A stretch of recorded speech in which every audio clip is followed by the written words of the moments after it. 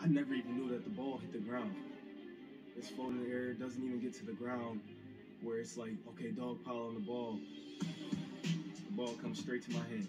I tuck it, I start running, I look up at the clock. He hardly had any time left. All I could see out of my peripheral is all white. So I'm thinking, like, coast is clear. We running, we celebrating in the end zone after this. I keep taking a couple steps, get towards the end of the end zone, and I see a guy in front of Jermaine now.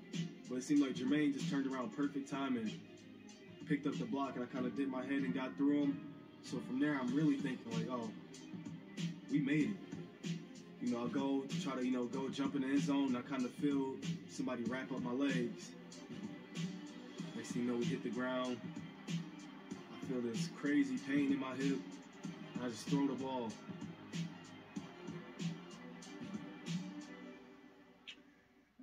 There you see 2015, 10/17/15, a date that Spartan fans will never forget. Tom, I knew you'd want to hear Sean McDonough's call one more time. We haven't played that for you in about 3 weeks. And what did you think of Jalen Watts-Jackson's description of his fractured hip touchdown and nearly the most heroic tackle in Big Ten history by Jake Butt? Yeah, that's a nice little account, though, but I don't want to even talk about that. I want to talk about that. I want to say, Michigan, I'm going to make this statement. Michigan could win this game by 5 touchdowns for the next 10 years.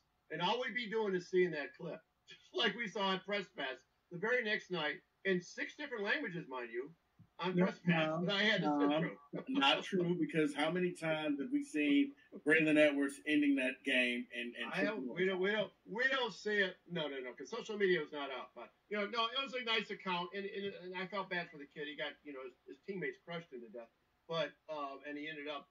That was probably his career, right? After that play. It was. But he'll never have to buy another drink. I mean, he could come here and drink cocktails. Come on, Tom. That was an iconic play. That's like the kick 6 when Auburn beat Alabama. Yeah.